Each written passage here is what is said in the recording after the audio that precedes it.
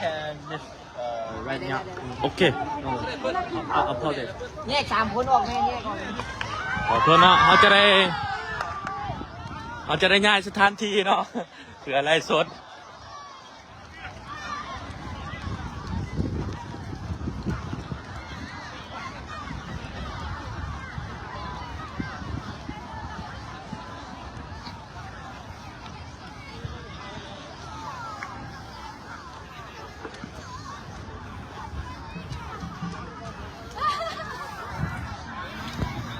สวัสดีท่านผู้ชมอีกทีหนึ่งเนาะ275 คนผู้ใดที่เขามาชมมาเชียร์คอยกดไลค์กดแชร์ออกไปนะเจ้าเพื่อเป็นกำลังใจให้น้องๆ WAG นะคะตัวแทนหนึ่งเดียวจากสปปลาวเนาะจากประเทศลาวเฮานั่นเองที่มาแข่งขันอยู่ที่สปจีนเป็นรายการไฟยิงครับรุ่นอายุบ่เกิน11 ปีเนาะซึ่งเป็นรอบแบ่งกลุ่มนัดที่2ของ WAG นะคะซึ่งนัดแรกแมนชนะไปอยู่ที่5-0นั่นเอง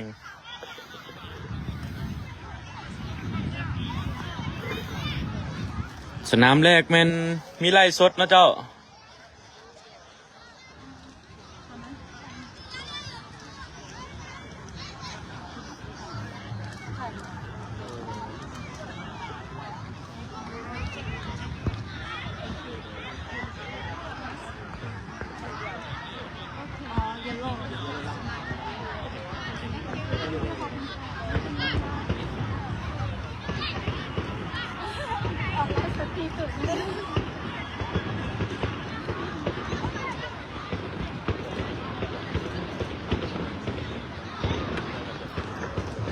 สวัสดีท่านผู้ชม320 คนเนาะตอนนี้แมนเกมกำลังจะเริ่มการแข่งขันระหว่าง WAG นะคะพบกับตาเลียนเนาะ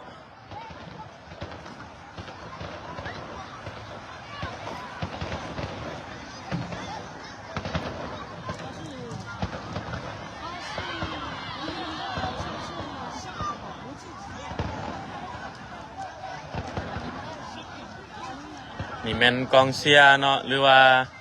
ทีมต่างๆที่เขาพร้อมการแข่งขัน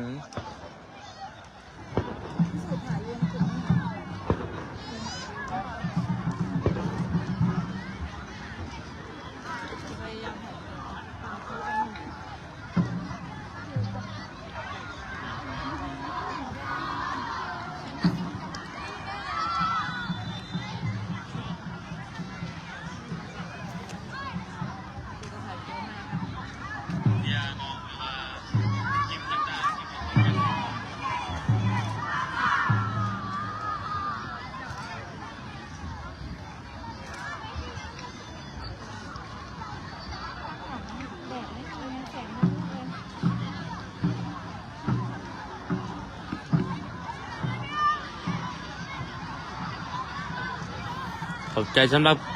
คอมเมนต์และส่งแห่งใจแห่งเชียร์มาเนาะตอนนี้แมนเกมกำลังจะเริ่มการแข่งขันระหว่าง WAG พบกับตาเลียนเนาะ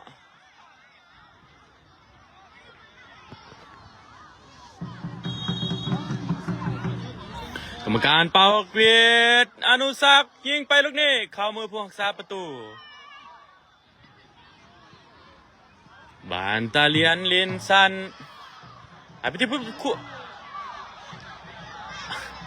ขอโทษนะเจ้าบานตึกนะครับเคลียร์ออกมาบานเป็นลูกโยนของ WAG นะคะเสือน้อยโยนมาให้ที่เอกเปลี่ยนไปที่ตะวันให้ไปที่แฟงให้ไปที่เบลเกต4-1-2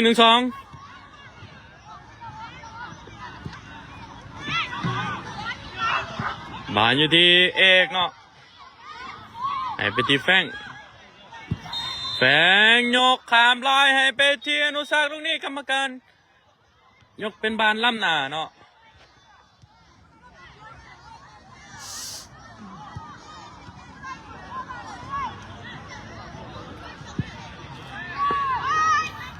บานโยนขึ้นมาเข้ามือพวงซับประตูเป้ให้ไปที่คิวหามาที่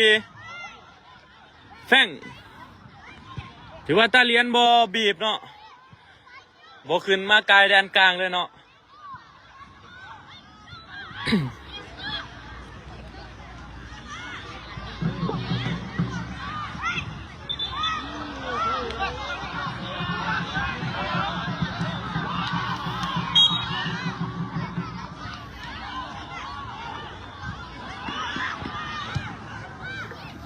สดีท่านผู้ชม411กว่าคนเนาะขอให้กดไลค์กดแชร์ออกไปเจ้าเพื่อเป็นกำลังใจให้น้องๆ WAG นะคะตอนนี้แมนบานได้ลูกฟรีคิกจากด้านข้างเนาะหรือว่าตาเลียนได้ลูกฟรีคิกลูกนี้มาเบิ่งกันว่า WAG จะสามารถป้องกันประตูได้บ่โยนขึ้นมาลูกนี้โอ้ถือว่าออกข้างออกหลังไปเนาะเป็นบานตั้งเตะของ WAG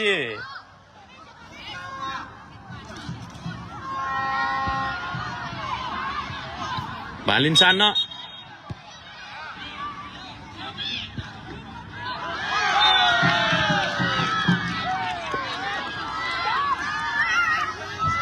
บาอยู่ที่ตะวันให้ไม่ที่เสือน้อยเสือน้อยให้ไปที่ตะวันตะวันโยนขึ้นมาที่คิว15ให้ไปที่แฟงชิง1-2กับคิว15ต่อไปเรื่อยยิงเข้าไปอย่างสวยงามถือว่าขึ้นนำไปแล้วอยู่ที่1-0โดยหมายเลข12คิว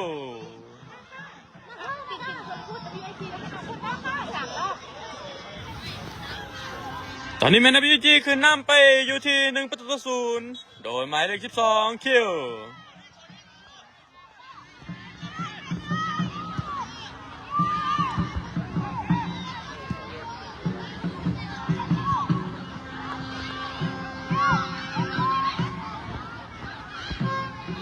บ้านเป็นลูกออกข้างหรือว่าบ้านยนต์ของตาเลียนเนาะ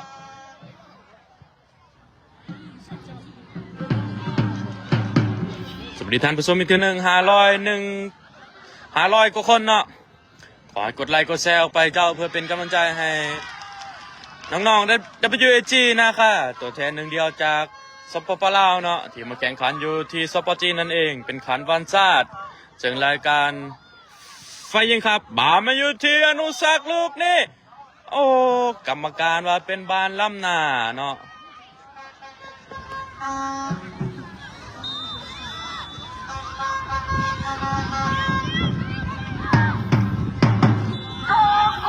ซึ่งรายการนี้แม่นแข่งขันอยู่ที่เตะ7-1เนาะเจ้าเป็น8คนแต่ว่ามีออฟไซด์เนาะมีล้ำหน้า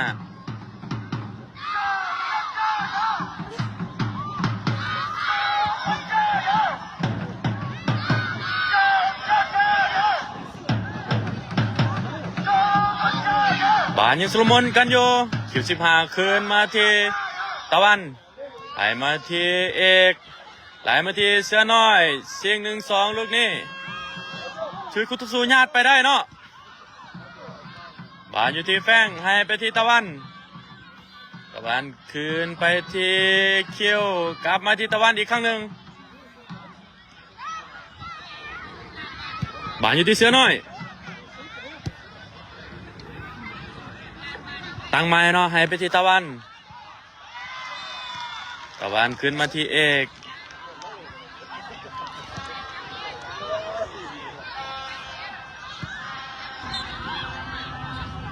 บานเป็นอนุสักลูกนี้ซิง1-2ยังบุวิทคุตสุ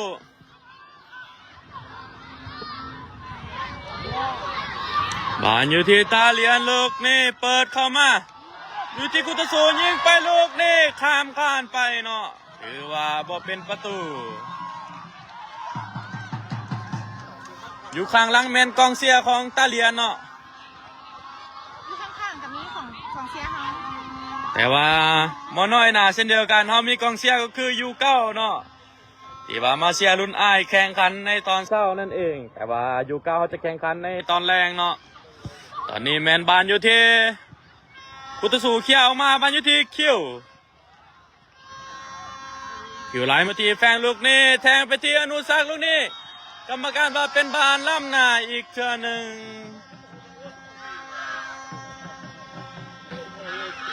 บาบานเป็นลูกตั้งเตะ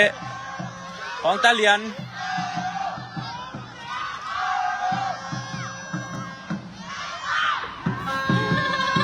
เอาจะมาเบิ่งกองเชียร์เนาะ รุ่นอยู่เก้าเฮาถือว่าน่าฮักเนาะถือว่าห้องเสียรุ่นอ้ายนั่นเองเนาะตอนนี้เป็นบานตั้งเต็มมุมเนาะของตาเหรียญ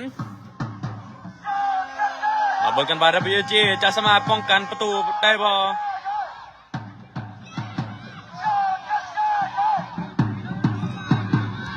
เตะมุมเข้ามาลูกนี่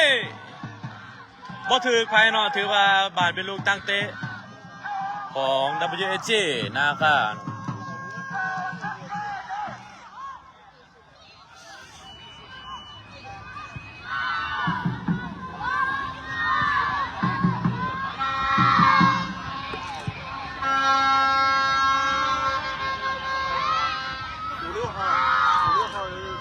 บานWG คลองเนาะบานอยู่ที่เสือน้อยให้ไปที่ตะวันกลับมาที่เสือน้อยอีกทีหนึ่งกลับมาที่เอกให้มาที่คิว1-2กับแฟงลูกนี้อย่างสวยงามเนาะจีไปลูกนี้ไล่ไปที่อนุสักยอดจอยิงไปลูกนี้เป็นประตูถือว่าWG ขึ้นนำไปอยู่ที่2-0โดยหมายเลข10ก็คืออนุสักวิไลกุลเนาะหรือว่าน้องเบลเกตหรือว่าสายญาเมสซี่ลาวนั่นเองนะเจ้า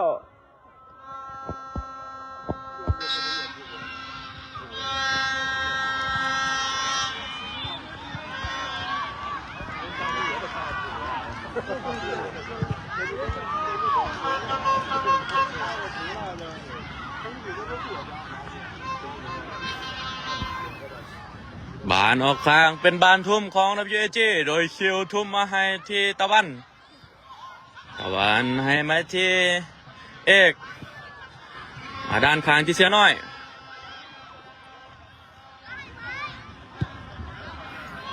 ให้ไปที่แฟงเสียง1-2กับเบลเกตยังถือโคตสูเตะออกมาตะวันยังเก็บบานได้บ่กรรมการว่าเป็นบานลูกทุ่มของ WGตะวันทุ่มให้ที่แฟงกลับมาที่ตะวันอีกครั้งบานอยู่ที่คิวกระซาไปด้วยนี่ยิงออกข้างไปเนาะเจ้า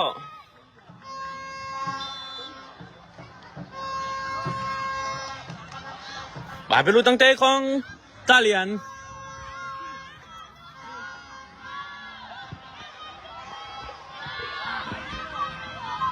บานอยู่ที่แฟงไหลไปที่เบลเกตดึงกลับมาอยู่ที่คิว5ให้มาที่แฟงอีกเท่านึง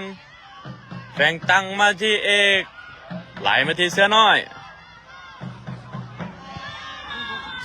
เปลี่ยนไปที่ตะวัน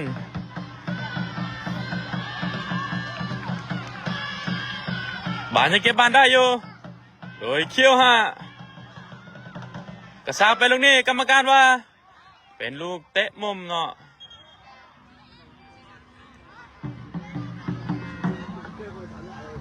มาลุ้นกันว่า WG จะสามารถยิงขึ้นนำอีกได้บ่โดยหมายเลข10อนุสักวิไลกุลหรือว่าเบลเกตนั่นเองที่ว่าเป็นคนที่จะเปิดมุมเนาะสวัสดีท่านผู้ชมอีกเทื่อนึงเนาะ761กว่าคนที่เข้ามาชมมาเชียร์ขอกดไลค์กดแชร์ออกไปด้วยเจ้าเพื่อเป็นกำลังใจให้น้องๆและเป็น WG นะคะตัวแทนหนึ่งเดียวจากสปปลาวที่มาแข่งขันอยู่ที่ซอปจีนเบลเกตเปิดเข้ามาลูกนี่โอ้น่าเสียดายเนาะเจ้าแฟงยิงเข้าไปแต่ว่าสื่อติดพวงซาประตูเนาะมาโยนขึ้นมาขามือพวกซาประตูเป้เนาะ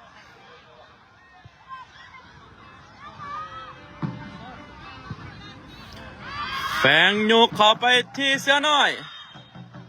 กรรมการว่าเป็นบานออฟไซด์หรือว่าบานล้ำนานั่นเองเนาะ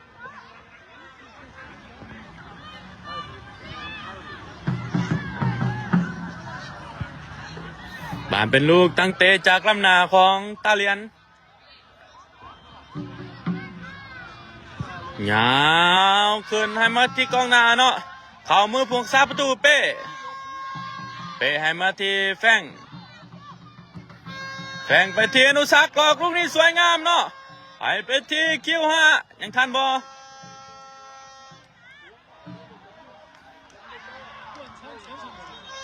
กรรมการว่าเป็นลูกตั้งเตะของตาเลียนเนาะ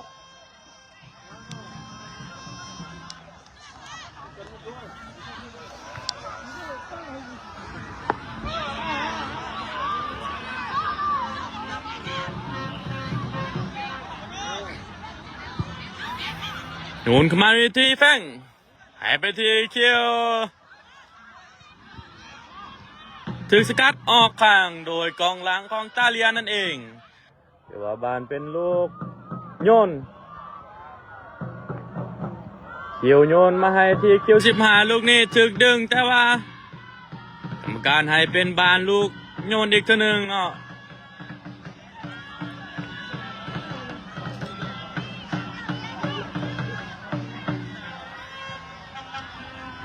มาอยู่ที่คิว5ขึ้นมาที่ตะวันเปลี่ยนมาที่เอกหายไปที่คิว15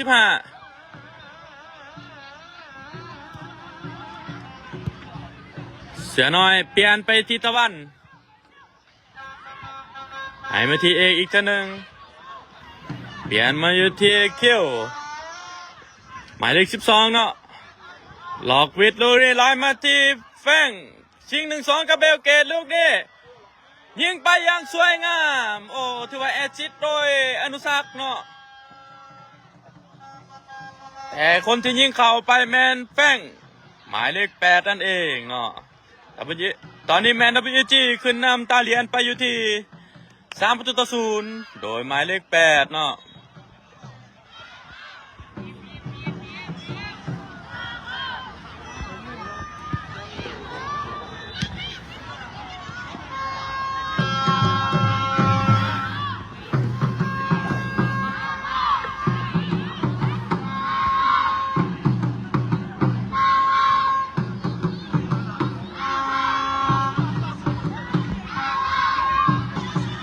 บานยังที่แฟงยกขึ้นมาลูกนี่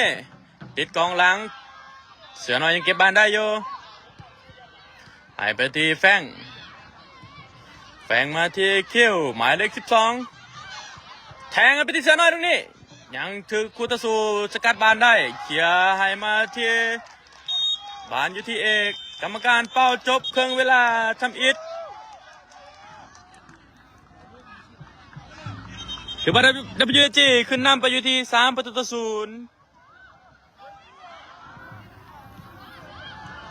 โดยหมายเลข12คิวหมายเลข10อนุสักแล้วก็หมายเลข8แฟงเนาะตอนนี้แมนกรรมการเป่าจบเวลาเครื่องทำอิฐเพื่อให้นักกีฬาได้กินน้ำเนาะ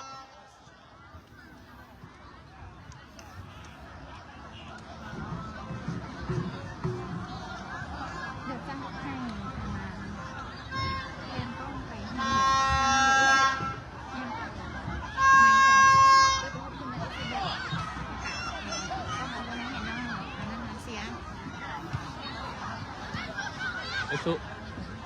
แต่ว่า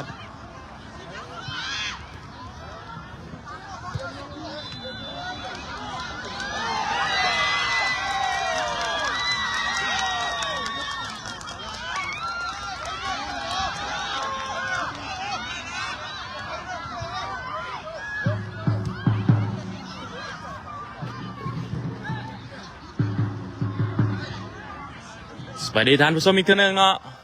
732กว่าคนเนาะที่เข้ามาชมมาเชียร์ขอกดไลค์กดแชร์ออกไปนะเจ้าเพื่อเป็นกำลังใจเนาะ WG นะครับตอนนี้เป็นกรรมการเป่า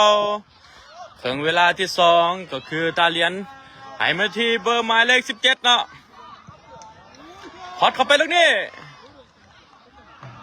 ทันบอยังทันอยู่เนาะเป็นบานโยนของ WG WG มีการเปลี่ยนโตผู้เล่นเนาะโดยเอาคิว5ออกเอาสายฟ้าเข้ามาเล่นแทนบานมาที่คิวไฮไลท์มาที่อนุสักลูกนี้หลอกสวยงาม 10เข้าไปลูกนี้เข้าบ่โอ้ถือว่าถือผู้รักษาประตูเนาะออกข้างไป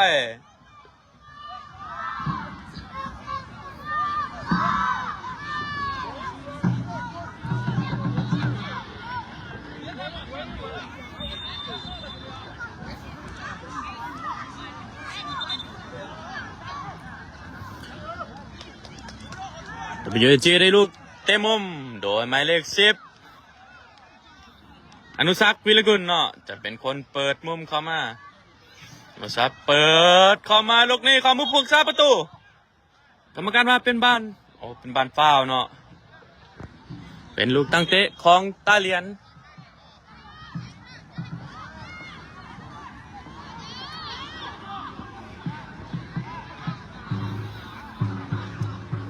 ถือว่าตาเลียนนี่เป็นลิ้นยาวอย่างเดียวเนาะ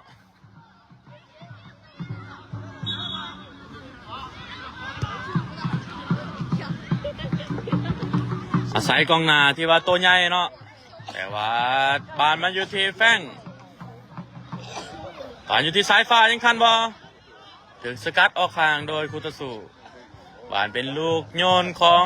WAG โดยสายฟ้าโยนให้ไปที่แฟงบานอยู่ที่สายฟ้าอีกคนหนึ่ง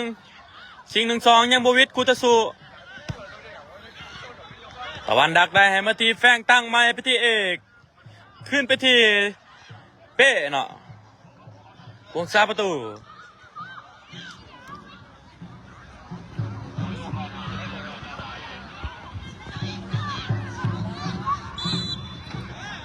ตะวันไหลมาที่อนุสักษ์ดีดไปตรงนี้ถือผู้ซับคู่ต่อสู้เนาะขอโทษขออภัยเจ้าบ้านในวีจียังได้คลองอยู่สายฟ้าจีขึ้นมาในแทงไปที่คิวดีดลูกนี่ไปที่อนุสักษ์โอ้ถือว่าเป็นบานล่ำนาเนาะน่าเสียดายเนาะ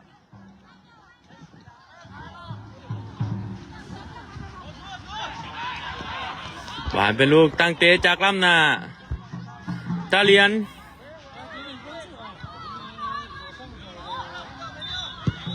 ยาวขึ้นให้ไปที่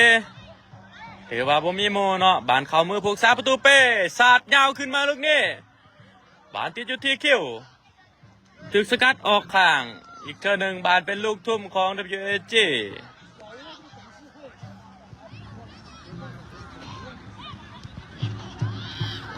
บานที่เสือน้อยมาที่ตะวันบานเอกเก็บบานได้มาที่อนุสักษ์ดึงลูกนี้เป็นบานฟาว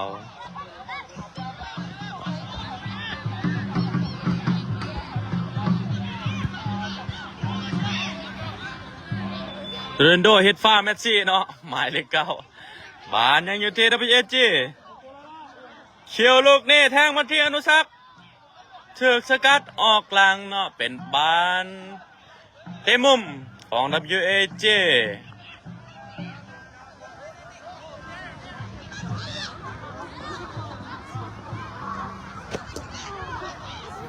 มาลุ้นกันว่า WAG จะสามารถยิงประตูขึ้นนำอีกได้บ่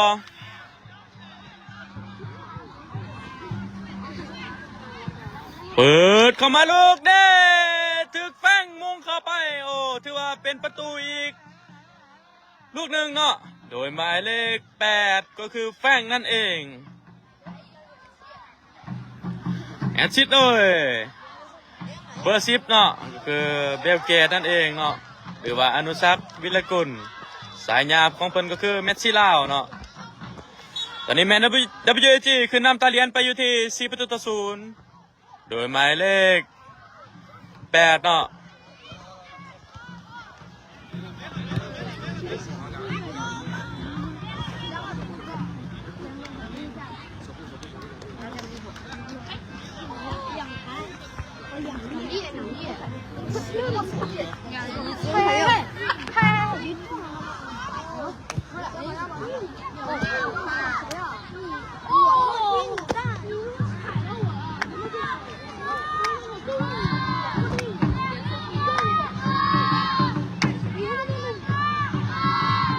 บานยังอยู่ที่ WG อยู่ที่อิตาเลียน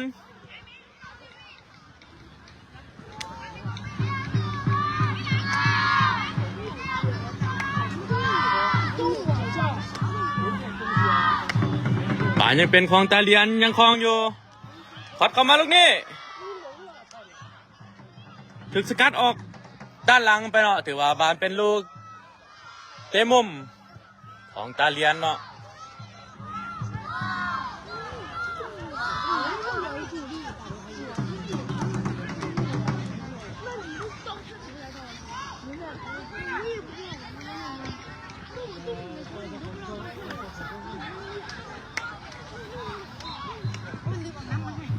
ว่าเป็นยัง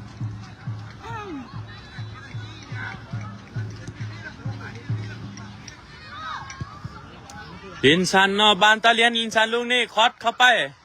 บานอยู่ที่แฟงลูกนี่จะสวนกาบอให้มาที่อนุสักลูกนี่บอลล้ำนะอนุสัก1-1โอ้โหหลอกบวิดนะเจ้าแต่บานยังได้อยู่อนุสักก็จะได้โยกหลอกยังบวิดบานเป็นลูกเตะมุมของ WAJ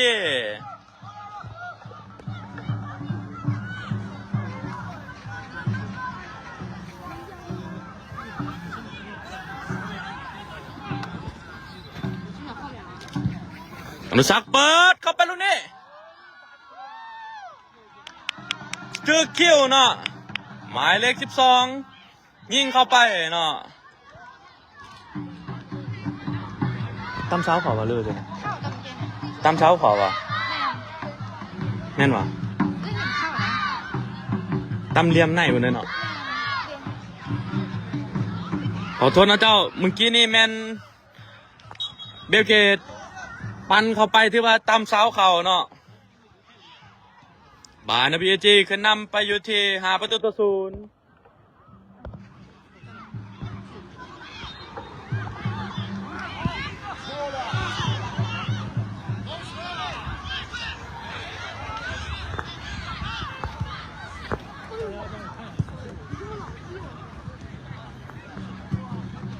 บาอยู่ที่อนุสักษ์ขึ้นไปที่ตะวันเอกแทงมาที่แฟงโยกขามมาลูกนี้ยังบูวิทคุตสุบานอยู่ที่ตาเลียนอีกทีหนึ่งบานอยู่ที่เอกบานอยู่ที่เป้มาที่ตะวันโยนขึ้นไปอยู่ที่คิวลูกนี้สวยงามแต่ว่ากรรมการยกเป็นบ้านล้ำหน้าเนาะน่าเสียดาย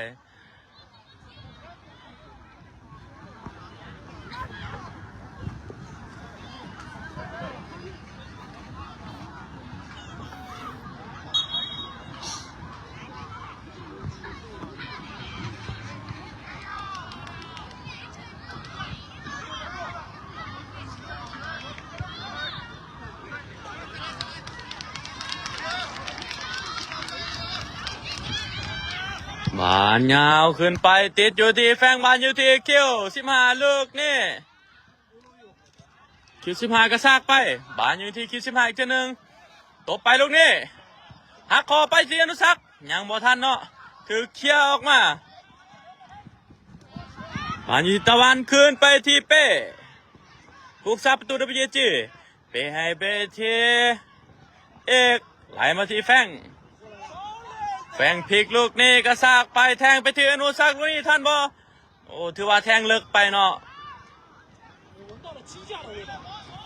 บานเขามือพวกซับประตูยาวขึ้นไปเสียน้อยเก็บบานได้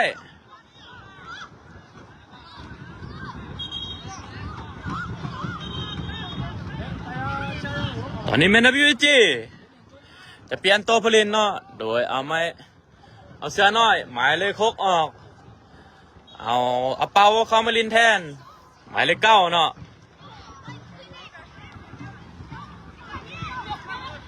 บานอยู่ที่อนุสักษ์ลูกนี่ยังดึงหลอกอยู่เปลี่ยนไปที่คิวกระซากไปลูกนี่ให้ไปที่แฟงปล่อยไปที่อนุสักษ์ยังบ่ถึงบานอยู่ที่ตะวัน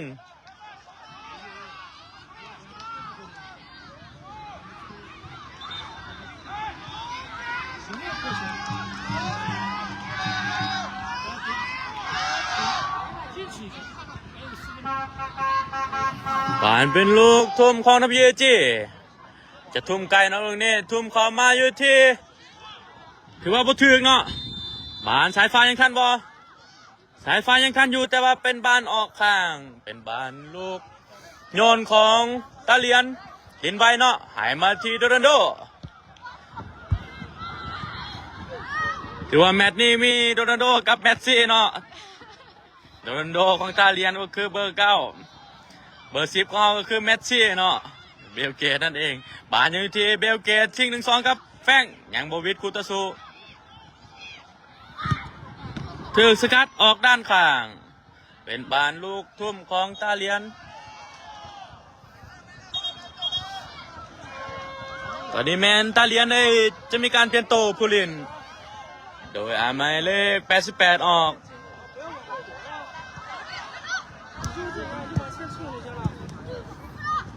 หมายเลข19คามารินแทนเนาะบานโยนเล่นลูกนี่อยู่ที่ซ้ายฟ้าหายไปที่แฟงคืนไปที่เอกเปลี่ยนไปอยู่ที่เขี้ยวหมายเลข12หายไปซิง1-2ครับเอาเปาลูกนี่ซิงอีกบ้านหนึ่งเอาเปาจะเก็บบ้านได้บ่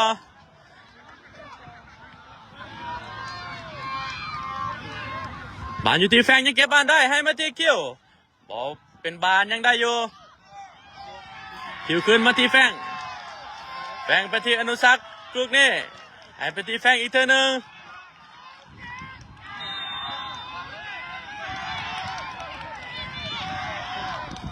บานอยู่ที่อนุสักดิ์ดีดไปลูกนี้สายฟ้าทันบ่โอ้ที่ว่าบ่ทันเนาะเป็นบานออกหลังไปเดี๋ยวว่าบานเป็นลูกตั้งเตะของตาเลียนเวลาที่เช็ครุ่นนี้กันเช็คคะแนนถึงน้องนะโอเค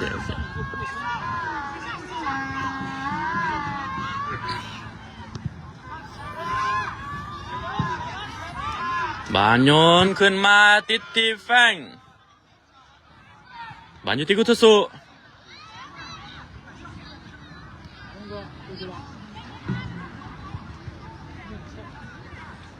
หมายเลข30ใหญ่กว่าเนาะ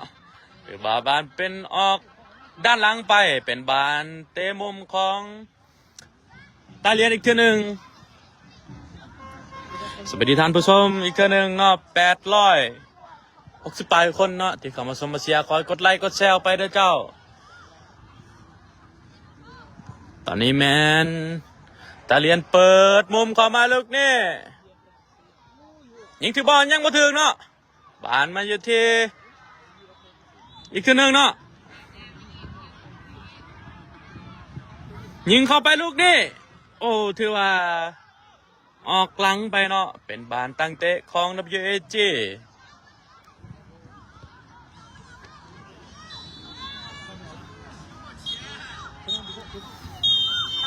ถือว่าเกมจบลงเป็นพิธีเรียบร้อยเนาะ WAG เอาชนะตาเลียนไปอยู่ที่5-0ถือว่านัดที่2 WAG สามารถชนะไปอยู่ที่5-0เนาะเจ้าชนะตาเลียนถือว่าทีมจาก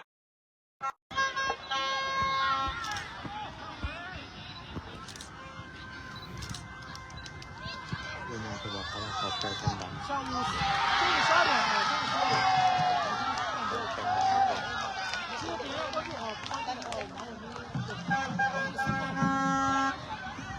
เบลเบิ้งกล่องเชียร์ก่อนแล้วสิบเอิ้นค่ะเป็น